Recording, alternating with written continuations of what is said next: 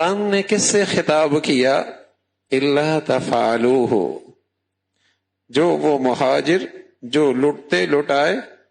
اپنی زندگی کا سارا سرمایہ دے کر ہجرت کر کے مدینہ پہنچے،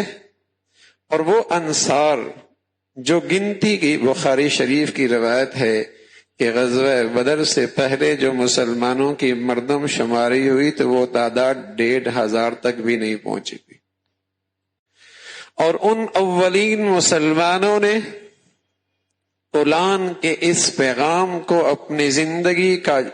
زندگی کی جان بنا لیا، اور پھر ایسی اخوت اور ایسا بھائی چارہ قائم کیا کہ دنیا نے یہ منظر دیکھا ہے کہ خونی رشتے جو ایمان اور اسلام کے روح زندگی سے محروم تھے وہ دور ہو گئے، اور ایمانی رشتے خونی رشتوں سے بھی زیادہ قریب ہو گئے۔ ان کے دلوں میں ایمان ایسا رچ بس گیا، ایمانی اسلامی اخوت ایسی گھر کر گئی کہ اب اتفاق و اتحاد کی بنیاد، محبت اور اخوت کی بنیاد یہ ایمان اسلام بن گیا۔ تو اللہ کیا کہہ رہا؟ اولئک حزب اللہ، یہ میری جماعت تیار ہو گئی، اولئک حزب اللہ، اور یہ اللہ کی جماعت تیار ہو گئی۔ اور پھر اللہ کی جماعت دنیا میں عزت پایا کرتی ہے، رسوا نہیں ہوا کرتی۔ کامیابی کے قدم اٹھایا کرتی ہے، پھر شکست اور ذلت سے اس سے کوسوں دور ہو جایا کرتی ہے۔ اولئک حزب اللہ الا ان حزب اللہ هم الغالبون، اللہ ہی کی جماعت غالب ہوا کرتی ہے۔ تو اللہ نے اہل ایمان کو یہ پیغام دیا کہ الا تفعلوہ تکن فتنۃ فی الارض وفساد کبیر، اگر تم میں تمہاری یہ ایک اکائی ایمان اور اسلام کی بنیاد پر کھڑی نہ ہوئی تو بین الاقوامی سطح پر، تمہارے قومی سطح پر، بلکہ تمہاری گھر کی دہلیز سے بھی فساد اور فتنے کے شعلے اٹھنے لگ جائیں گے۔ الا تفعلوہ تکن فتنۃ فی الارض وفساد کبیر، فساد برپا ہو جائیں گے۔ جب یہ پیغام مسلمانوں کو ملا تو پھر وہاں مسلمانوں کی صرف ایک قسم تھی، ایک قسم، اور وہ قسم کون سی تھی؟ کہ جو اپنی پوری رضامندی کے ساتھ، پوری خوشی کے ساتھ، جس نے اپنی زندگی کی پوری باغ دوڑ اللہ کے سپرد کر رکھی تھی۔ مسلمانوں کی صرف ایک ہی قسم تھی، وہاں مسلمانوں کی مختلف قسمیں کوئی نہیں تھی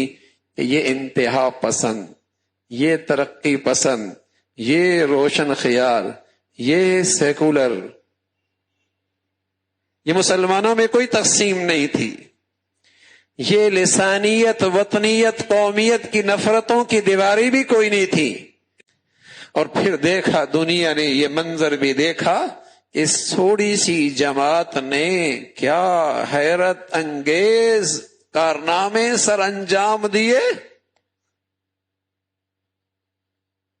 اور دنیا کے اندر ایسا امن قائم ہوا، اپنے ہوں یا بیگانے سب کو امن اور سلامتی کی فضا نصیب ہو گئی۔ لیکن کفر بھی مسلمانوں کی اس طاقت سے خوب باخبر ہے، مسلمانوں کی اس قوت اور طاقت کی بنیاد سے خوب باخبر ہے۔ اس کی ساری توانائیاں اور اس کی سارے مکر و فریب اور اس کی ساری سازشیں،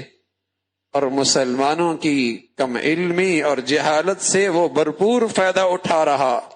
کہ مسلمان اتحاد اور اتفاق کی اس بنیاد سے کوسوں دور ہو جائے۔ نتیجہ یہ نکلا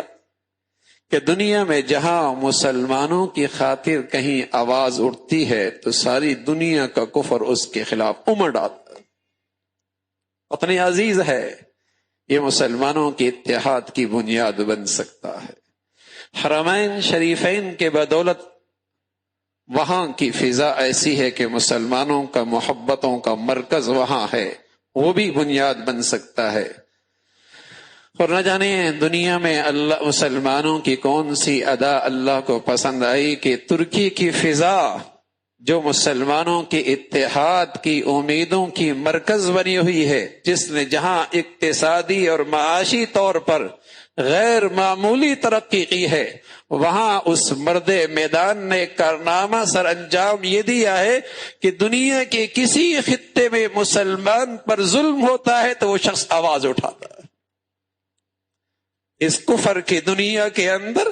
اس کفر کی فضا کے اندر اس شخص کا یہ آواز اٹھانا معمولی نہیں ہے،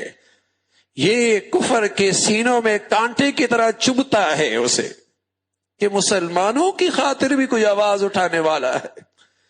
بنگلہ دیش کے مسلمانوں پہ پھانسیوں پہ سزا ملتی ہے تو آواز وہ اٹھاتا ہے۔ ایران اور شام کے درندوں سے تنگ آ کر اگر شام کا مہاجر مسلمان اگر کہیں پناہ ڈھونڈتا ہے تو یہ ترک کے مسلمان اسے لیے زندگی کی فضا مہیا کرتے ہیں اور اپنوں سے بڑھ کر اسے عزت اور اعزاز بخشتے ہیں۔ 7 لاکھ مہاجرین اور ان مسلمانوں کی ایسی خدمت کر رہے کہ وہ انصار اور مہاجرین کی خدمت یاد آتی ہے۔ رمضان کے ہر افطار پر وہ کھڑے ہو کر یہ کہتا ہے کہ ان مہاجرین مسلمانوں کی خدمت ہمارے لیے سعادت کی بات ہے۔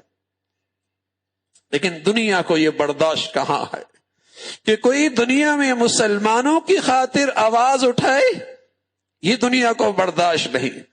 اس لیے کہ اس کے ہاں انسانیت کے دوست، انسان دوستی کا مفہوم اس کا اپنا ہے، اس کے ہاں انسان دوستی کا مفہوم اپنا ہے، وہ مسلمانوں کو انسان تصور ہی نہیں کرتا۔ اس کے ہاں انسان دوستی کا تصور اپنا ہے جس میں مذہب کا اور اسلام کا کوئی خانہ موجود نہیں ہے، اور جہاں انسان دوستی کی بنیاد اسلام ہو یہ کفر کو پسند نہیں ہے، جہاں انسانیت کی خدمت ایمان اسلام کی بنیاد پر ہو کفر کو یہ گوارا نہیں ہے۔ لیکن میرے عزیزو، کمزوری اگر ہم میں نہ ہو دشمن کے سارے مکر و فریب دھرے کے دھرے رہ جا سکتے ہیں،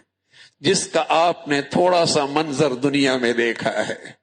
آج ساری دنیا ذرائع ابلاغ سارا کفر اس کے خلاف نہ جانے کیا کچھ کہہ رہا ہے، اسے چین نہیں ہے، سکون نہیں ہے کہ اس کفر کی فضا میں یہ کہاں سے مرد میدان آ گیا جو آج اس کفر کے اندھیرے میں مسلمانوں کے لیے آواز اٹھاتا ہے اور مسلمانوں کو ایک عزت بھری جائے پناہ مل رہی ہے، یہ اسے برداشت نہیں ہے۔ لیکن انہوں نے ہمت اور حوصلے سے کام لیا ہے، اور اگر انہوں نے اللہ کی رسی یوں ہی مضبوط رکھی اور اللہ کے دین کو اور مسلمانوں کے لیے یوں ہی آواز اٹھاتے رہے تو پھر اللہ کی مدد اور نصرت بھی ان کے شامل حال رہے، پھر اللہ کی مدد اور نصرت بھی شامل حال ہوگی۔